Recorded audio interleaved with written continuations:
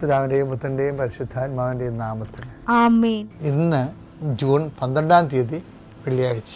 അമ്മേ പരിശുദ്ധ അമ്മേ, അമ്മേ പരിശുദ്ധമേ, ദൈവമാതാവേ, കൃപാസനത്തിലൂടെ ഞങ്ങളുടെ ദേശത്തിനും അമ്മ മധ്യസ്ഥം തേടി തന്ന എല്ലാ അനുഗ്രഹങ്ങൾക്കും കൃപകൾക്കും ഞങ്ങളിപ്പോൾ ഹൃദയം നിറഞ്ഞ നന്ദി പറയുന്നു.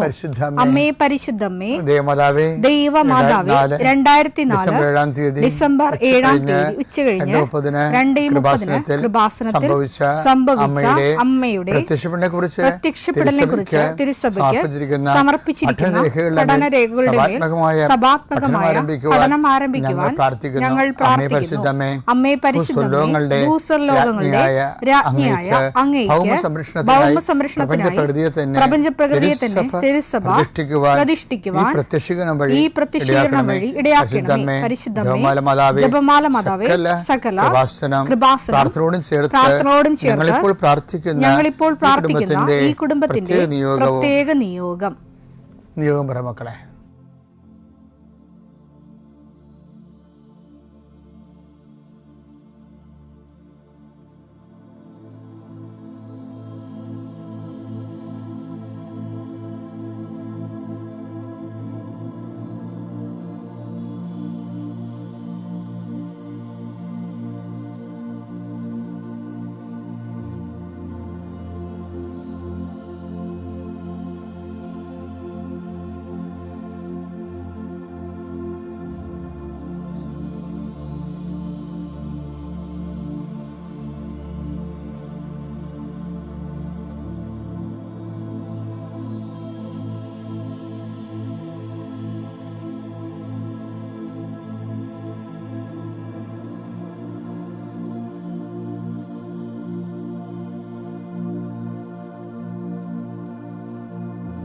അമ്മയുടെ പ്രത്യക്ഷീകരണത്തിന്റെ ഈ അനുഗ്രഹവേളയിൽ ഞങ്ങൾക്ക് സാധിച്ചു തരുവാൻ കനിയണമേ.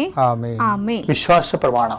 സർവശക്തനായ പിതാവും ആകാശത്തിന്റെയും ഭൂമിയുടെയും സൃഷ്ടാവുമായ ദൈവത്തിൽ ഞാൻ വിശ്വസിക്കുന്നു. അവിടുത്തെ ഏകപുത്രനും ഞങ്ങളുടെ കർത്താവുമായ ഈശോമിശിഹായിലും ഞാൻ വിശ്വസിക്കുന്നു.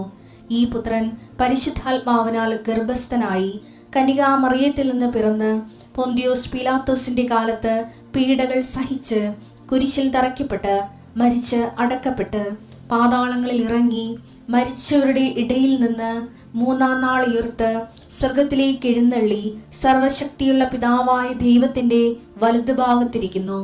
അവിടെ നിന്ന് ജീവിക്കുന്നവരെയും മരിച്ചവരെയും വിധിക്കുവാൻ വരുമെന്നും ഞാൻ വിശ്വസിക്കുന്നു.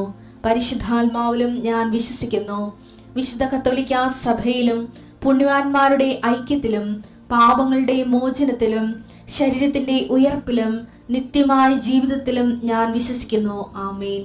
സ്വർഗ്ഗസ്ഥനായ ഞങ്ങളുടെ പിതാവേ, അങ്ങയുടെ നാമം പൂജിതമാകണമേ. അങ്ങയുടെ രാജ്യം വരണമേ. അങ്ങയുടെ തിരുമനസ് സ്വർഗത്തിലെ പോലെ ഭൂമിയിലും ആകണമേ.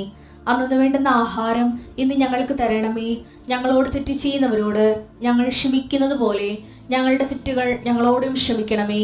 ഞങ്ങളെ പ്രലോഭനത്തിൽ ഉൾപ്പെടുത്തരുതേ, തിന്മയിൽ ഞങ്ങൾ രക്ഷിക്കണമേ. ആമേൻ. നന്മ നിറഞ്ഞ മറിയമേ, സ്വസ്തി. കർത്താവ് അങ്ങയുടെ കൂടെ സ്ത്രീകളിൽ അങ്ങ് അനുഗ്രഹിക്കപ്പെട്ടവളാകുന്നു.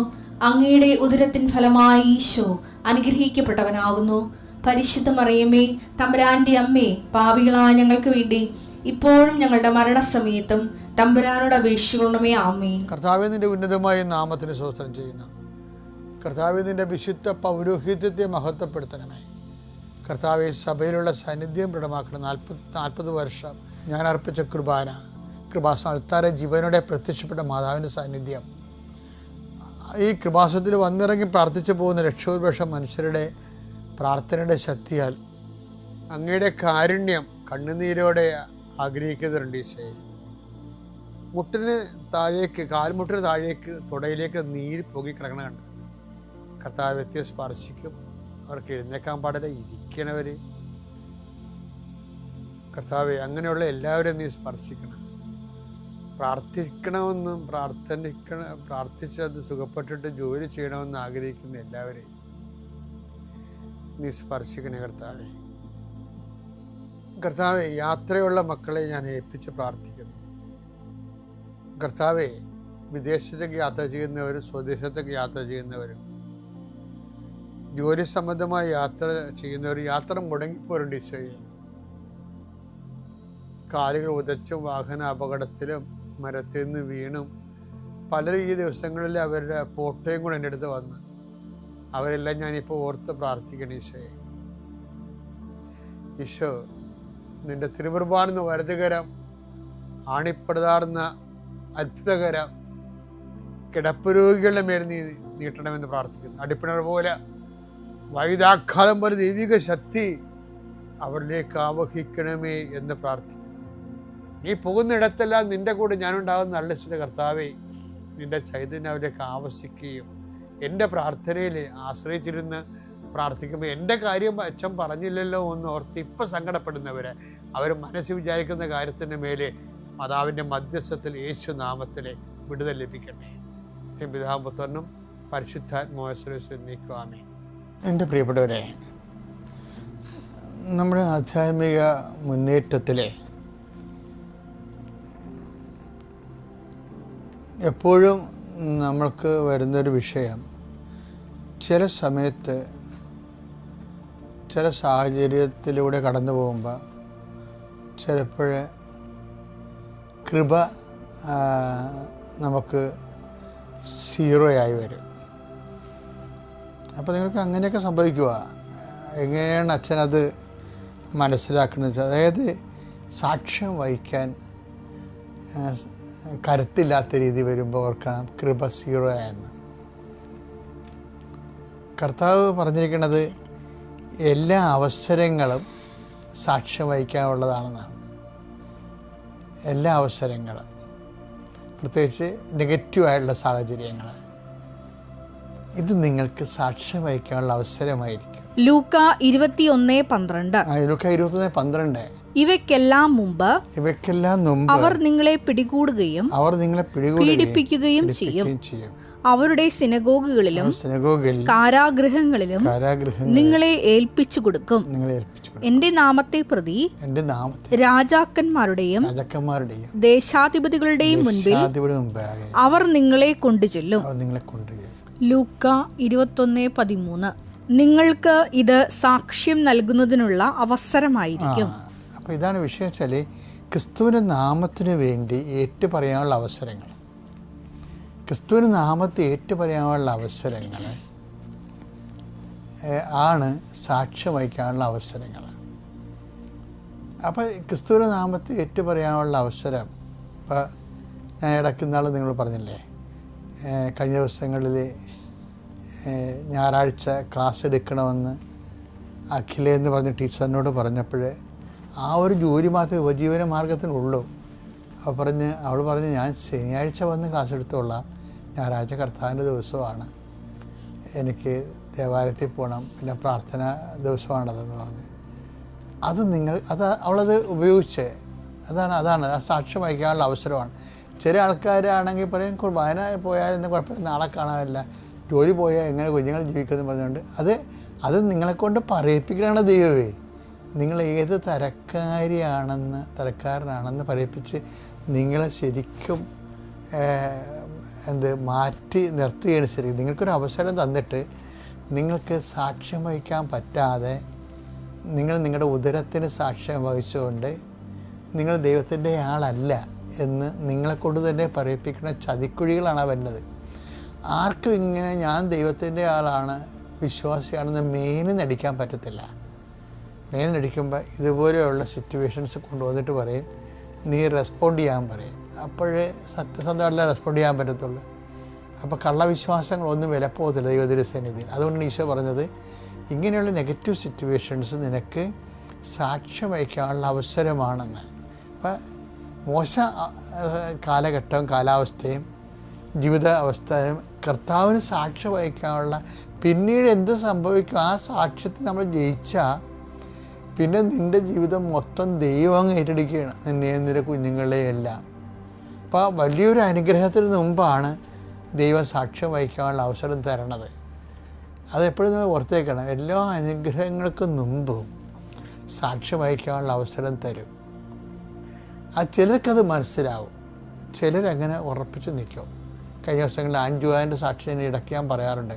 കാനഡയിൽ അവർക്ക് ജോലിയില്ല, വിവാഹം കഴിച്ചിട്ടില്ല, അവർക്ക് 28 വയസ്സുണ്ട്, അവർക്ക് പഠിക്കണവർ. പക്ഷേ എന്ത് ചെയ്യും?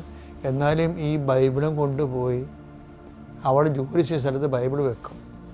അപ്പോൾ ബൈബിളിനെ വിമർശിക്കുന്ന ആൾക്കാരുണ്ടാകും, ബൈബിൾ വിശ്വസിക്കാത്തവരുണ്ടാകും. അവർക്ക് ഭയങ്കര സന്തോഷമുണ്ട് കേൾക്കാൻ. കാര്യത്തിൽ ആ ഒരു ത്രെഡ് എടുത്തിട്ട് അവരോട് കർത്താവിനെ കുറിച്ച് അവൾ പറയും. അങ്ങനെയാണ് ഓരോ ജീവിതത്തിൻ്റെ ആ സാക്ഷ്യം വഹിക്കാനുള്ള അവസരം. അപ്പോൾ ഇങ്ങനെ സാക്ഷ്യം വഹിക്കാനുള്ള അവസരം വന്നാൽ എന്തിനാണ് നമ്മളിത് പറഞ്ഞതെന്നറിയാമോ? അത് പറയാൻ കാരണം, ചില സമയത്ത് നമുക്ക് സാക്ഷ്യം വഹിക്കാൻ തോന്നത്തില്ല, പേടിച്ചു പോകും, പതറിപ്പോകും, നമ്മൾ മറന്നു പോകും. അപ്പോൾ ഓർക്കേണ്ടത് കൃപ. നമ്മൾ എന്താ അതിന് പറയണത്? ഞാൻ ഇന്നലെ പറഞ്ഞില്ലേ, ബൈക്കിൻ്റെ റിസർവ് പോലും എണ്ണ ഉണ്ടാകത്തില്ല. റിസർവ് കൃപ പോലും ഉപയോഗിച്ച് മാറും. കാര്യം ഓരോരുത്തർ സാക്ഷ്യം വഹിക്കാൻ കഴിഞ്ഞില്ല എന്നുണ്ടെങ്കിൽ നിൻ്റെ റിസർവ് കൃപയും തീർന്നതിൻ്റെ അർത്ഥം. അതാണ് വിഷയം. റിസർവ് കൃപയും തീർന്നു. അങ്ങനെ വന്നാൽ, ഇപ്പോൾ റിസർവ് കൃപയും തീർന്നാൽ എന്ത് ചെയ്യും? എങ്ങനെയാണ് ആ കാലഘട്ടം അതിജീവിക്കണത്? ജീവിക്കണത് നമ്മൾ കാര്യങ്ങൾ മനസ്സിലാക്കി നമ്മൾ വിനയപ്പെടണം. വിനയപ്പെട്ട് യേശുവിനെ ഈ ബാങ്ക്രപ്റ്റ്സായിട്ടുള്ള അവസ്ഥയിലേക്ക് യേശുവിനെ ചലിപ്പിച്ച് കൊണ്ടുവരണമെന്നുണ്ടെങ്കിൽ അമ്മ മാതാവിൻ്റെ ഒരു വലിയൊരു സന്ദേശം എന്താ? അവിടുന്ന് തൻ്റെ ദാസിയുടെ വിനീത അവസ്ഥ തൃക്കൺ പാർത്തു. അപ്പോൾ നമ്മളത് നമ്മുടെ തെറ്റ് അക്സെപ്റ്റ് ചെയ്തിട്ട് ദൈവത്തിൻ്റെ കരുണയ്ക്ക് വേണ്ടി പ്രാർത്ഥിച്ചിട്ട് നമ്മൾ ദൈവതിരുസന്നിധിയിൽ അപ്പീസ് ചെയ്ത് നമ്മളെ തന്നെ വിനയപ്പെടുത്തണം.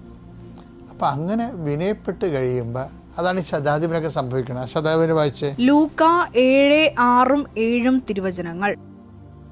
അവൻ വീടിനോട് അടുക്കാറായപ്പോൾ ആ ശതാധിപൻ തന്റെ സ്നേഹിതരിൽ ചിലരെ അയച്ച് അവനോട് പറഞ്ഞു. ഇയാളുടെ കൃപ റിസർവാണ്. കാര്യം എന്താണ്? ഇയാളെ ശതാധിപന് ഒത്തിരി കൊല്ലായിട്ട് നടക്കുന്ന ആളാണ്. കൃപ റിസർവിൽ ഇല്ല, കൃപ ഇല്ല. പക്ഷെ അയാളെ കൃപ ശരിക്കും നമ്മൾ പെട്രോൾ ടാങ്ക് ഉണങ്ങിയിരിക്കണമെന്ന് പറഞ്ഞല്ലേ, ഇന്നലെയൊക്കെ ഞാൻ പറഞ്ഞായിരുന്നു. ആ ഒരു സിറ്റുവേഷന് ഈ മനുഷ്യൻ ഫുൾ ടാങ്ക് അടിക്കണം കണ്ടല്ലേ. ഫുൾ ടാങ്ക് അടിക്കണം എങ്ങനെ? കൃപയുടെ ഫുൾ ടാങ്കാണ് അയാൾ അടിക്കണേ. എങ്ങനെ അടിക്കണേ? അയാൾ 2-3 വാക്കുകൾ പറഞ്ഞേ. കർത്താവിനെ വഴി വെച്ച് കണ്ട അയാൾ. കർത്താവേ, അങ്ങ് ബുദ്ധിമുട്ടേണ്ട. അങ്ങ് എന്റെ വീട്ടിൽ പ്രവേശിക്കാൻ ഞാൻ യോഗ്യനല്ല. അങ്ങയെ നേരിട്ട് സമീപിക്കാൻ പോലും എനിക്ക് യോഗ്യതയില്ല എന്ന് ഞാൻ വിചാരിച്ചു.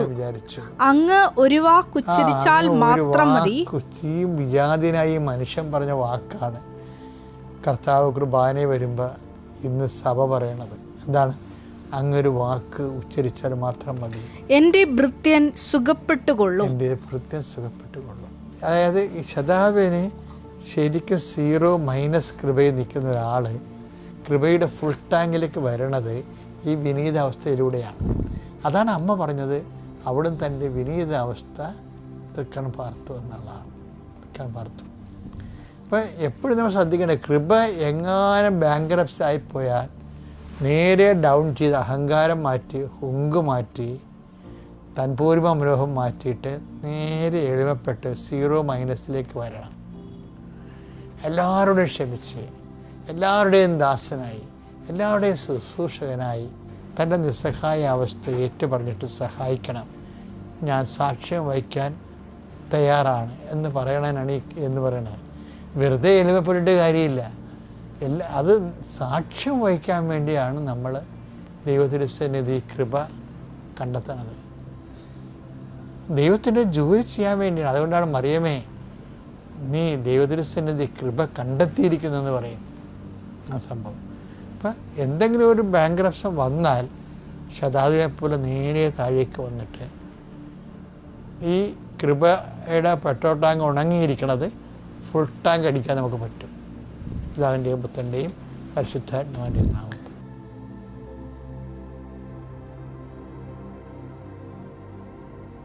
അത്യപൂർവ ദൈവാനുഭവങ്ങൾ ഇനി നിങ്ങൾക്കും സ്വന്തം. ഈ യൂട്യൂബ് ചാനൽ ഇതുവരെ സബ്സ്ക്രൈബ് ചെയ്തിട്ടില്ലെങ്കിൽ ഇപ്പോൾ തന്നെ സബ്സ്ക്രൈബ് ചെയ്യുക. ഈ വീഡിയോ ഇപ്പോൾ തന്നെ നിങ്ങളുടെ സുഹൃത്തുക്കൾക്ക് ഷെയർ ചെയ്തുകൊണ്ട് കർത്താവിന്റെ പ്രേക്ഷിതരാകുക.